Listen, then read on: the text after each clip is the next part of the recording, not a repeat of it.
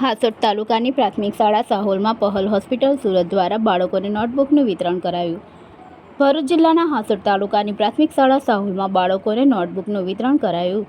સાહોલ ગામમાં પહલ હોસ્પિટલ સુરતના ડૉક્ટર પૂર્વી પટેલ તથા તેમના પરિવાર દ્વારા ડૉક્ટર લક્ષ્મણભાઈ એન પટેલના સ્મરણાર્થે શાળામાં અભ્યાસ કરતા તમામ બાળકોને નોટબુકનું વિતરણ કરવામાં આવ્યું હતું.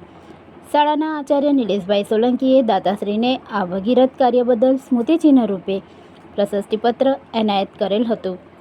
નોટબુક મેળવતા જ બાળકોના ચહેરા પર અનેરી ખુશી જોવા મળી હતી.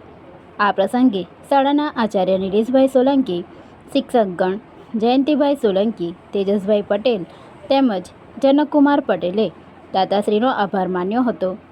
આ તબક્કે પહલ હોસ્પિટલ સુરતના ડૉક્ટર પૂર્વી પટેલે બાળકોને આશીર્વચન પાઠવી બાળકોને ઉચ્ચ શિક્ષણ માટે શુભકામનાઓ પાઠવી હતી. નમસ્તે, હું છું ડૉક્ટર પૂર્વી પટેલ, પોતે ગાયનેકોલોજીસ્ટ અને infertility speciality at Pahal multi speciality hospital Morabhagal Surat. હું બહુ જ દ્રઢપણે માનું છું કે સમાજને, દેશને આપણે બદલવો હોય તો એક શિક્ષા અને સારા સ્વાસ્થ્યથી જ બદલી શકીએ.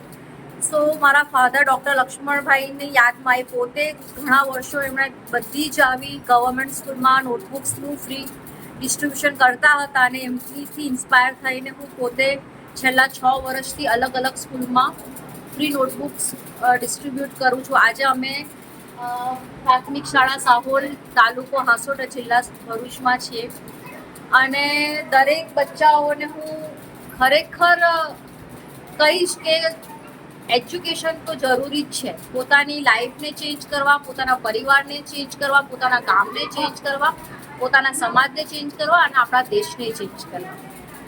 સો ટીચર લોકો તો બહુ જ મહેનત કરે છે, ગવર્મેન્ટ પણ ફેસિલિટી તો આપે જ છે, પણ કદાચ કંઈક જગ્યા પર આપણી ખોટ થાય છે, ક્યાં થાય છે જોવું પડે કે આપણે એટલું શિક્ષણ કે એટલી અવેરનેસ નથી લાવી શક્યા.